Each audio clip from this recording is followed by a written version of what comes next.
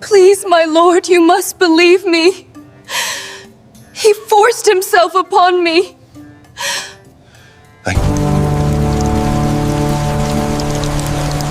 Oh Lord, I am innocent.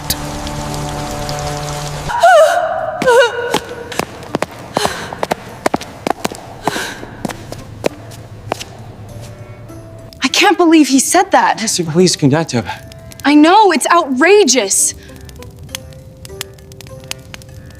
Betrayed by his own blood, sold like a piece of cattle, Joseph now stands in the house of Potiphar, a stranger in a foreign land.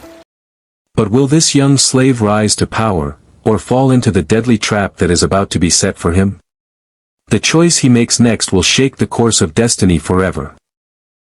What happens when the dreamer becomes a slave? Will his dreams die, or will they come alive in a foreign land? The chains on Joseph's wrists rattled as the caravan stopped. He had been dragged from the pit by strangers, sold by the very brothers who once shared his father's table. Now he stood in the marketplace of Egypt, dusty, hungry, and heartbroken. The crowd shouted prices. Men bargained loudly, inspecting slaves like animals. Then Potiphar, captain of Pharaoh's guard, arrived. His sharp eyes scanned the slaves until they landed on Joseph. There was something different about this young Hebrew, a strange calm, a quiet strength that refused to die. Potiphar bought him. Joseph was taken to a grand house, its walls towering high like prison gates. Inside, servants rushed about, obeying every command. Joseph's heart pounded. He was no longer a free man. But Joseph remembered his dreams, dreams that one day, he would rise above those who bowed him low. He chose not to break. Instead, he began his work quietly, sweeping, cleaning, and serving with all his heart. Little by little, the household began to notice him. His hands were skillful, his words were honest, and everything he touched seemed to prosper. Potiphar watched carefully, and began to wonder who this strange, blessed young man truly was. Day after day, Joseph worked with quiet determination. He swept the courtyards, prepared food, carried water, and managed small tasks, never complaining, never cutting corners. The other servants whispered about him. Everything Joseph touched seemed to turn out well. Potiphar began to notice. His house was running smoother than ever. His animals were healthier, his fields produced more, and there was peace among his workers. Potiphar realized this blessing was no accident, it followed Joseph wherever he went.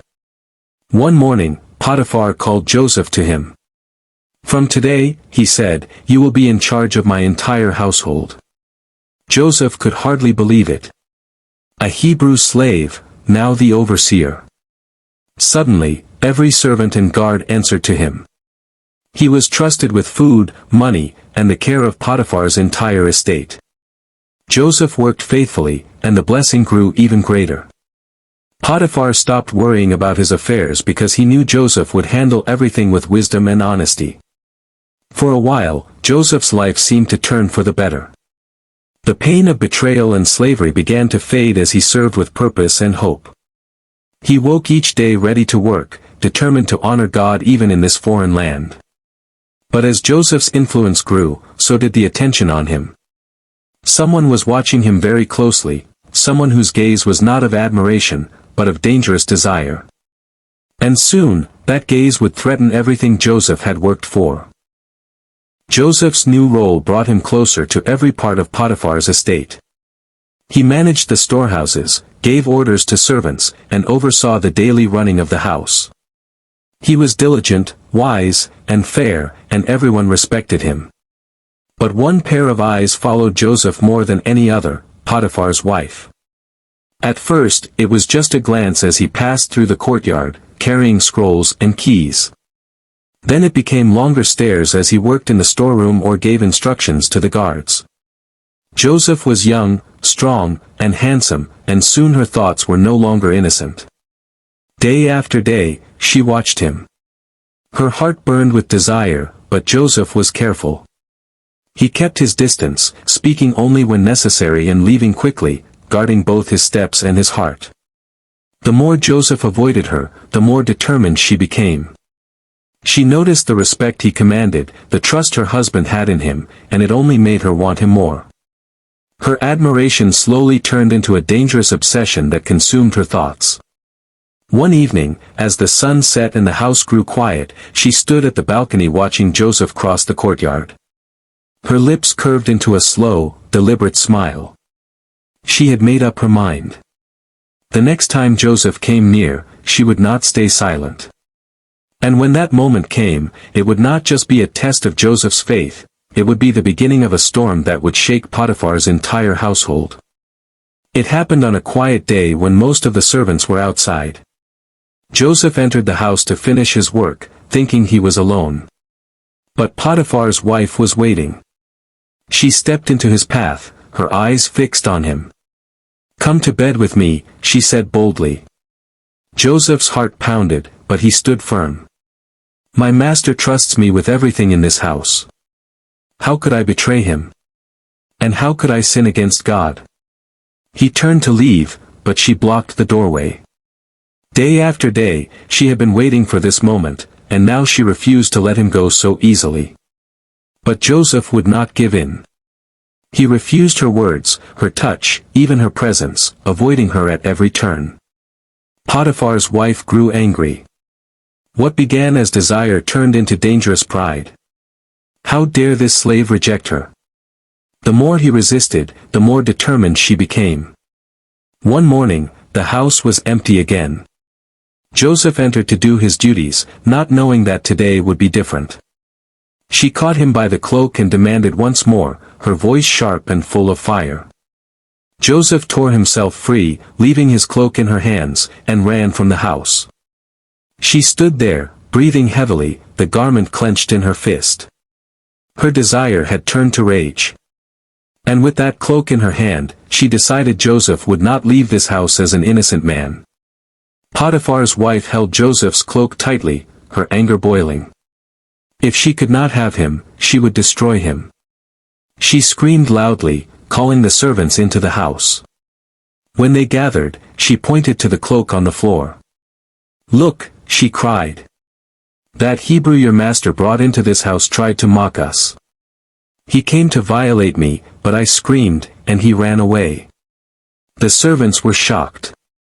They looked at the cloak, then at their mistress, and whispered among themselves.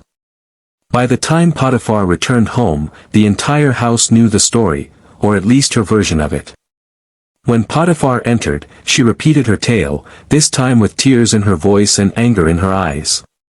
She held out the cloak as proof. Potiphar's face darkened. His most trusted servant, the man who had been like a son to him, accused of this? He called for Joseph. Joseph tried to explain, but Potiphar's anger was too great. Whether he believed his wife or not, he could not ignore her accusation. He ordered the guards to seize Joseph. Chains were clamped around Joseph's wrists, and he was dragged away from the house he had faithfully managed. Joseph did not fight back. Though his heart ached, he trusted the God who had never left him. As the prison gates closed behind him, Joseph knew this was not the end, but the beginning of an even greater trial. The prison was dark, damp, and cold. Chains clinked as Joseph was thrown into a cell and the heavy door slammed shut behind him. The sound echoed like thunder in his heart. He sat on the ground, the weight of betrayal pressing down on him. He had done nothing wrong, he had honored God, stayed loyal to Potiphar, resisted temptation, and yet here he was, treated like a criminal. Tears burned his eyes, but Joseph did not let them fall. Instead, he prayed. "Lord, you see me. You know the truth. Do not leave me here alone." Day after day, Joseph worked quietly even in prison. He cleaned the floors, carried water, and served the other prisoners. Just as in Potiphar's house, everything Joseph touched seemed to prosper. The prison warden noticed. He saw that Joseph was different, trustworthy, and full of wisdom. Slowly, he began to give Joseph more responsibilities, first over small tasks, then over the other prisoners. Soon, Joseph was running the prison itself. The warden no longer worried about anything under Joseph's care, because the Lord was with him. Even in the darkest place, Joseph refused to let bitterness grow. He trusted that God had not forgotten him and that one day, somehow, justice would come. And far beyond those prison walls, in Pharaoh's palace, events were beginning to unfold that would soon call Joseph from the shadows and place him exactly where God needed him to be. Even in the prison's shadows, Joseph's heart remained unbroken. Every task he performed, every prisoner he guided, was done with care, honesty, and faith. Slowly, his reputation grew. The warden trusted him completely, putting him in charge of the entire prison. The other prisoners began to notice. The hopeless whispered among themselves, "This young man, he is different." Even here, blessings follow him. Days turned into weeks, weeks into months, but Joseph never forgot God's promises. He prayed every morning and every night, trusting that his time would come. And then, as if the heavens themselves were moving, Joseph's wisdom reached far beyond the prison walls. The king's officials began to seek advice, dreams were shared, and suddenly Joseph found himself stepping into the events that would change Egypt forever. From slave to overseer, from prisoner to trusted advisor, Joseph's journey was far from over, but every trial, every betrayal, every moment of faith had prepared him for greatness. And as his story continues, there are lessons about courage, loyalty, and trusting God even when the world seems against you, lessons that could change your life too. If you've been inspired by Joseph's journey, his trials, and his rise, make sure to subscribe. Each chapter on this channel uncovers the powerful stories of the Bible like never before, stories of courage, mystery, and destiny that will keep you coming back for more.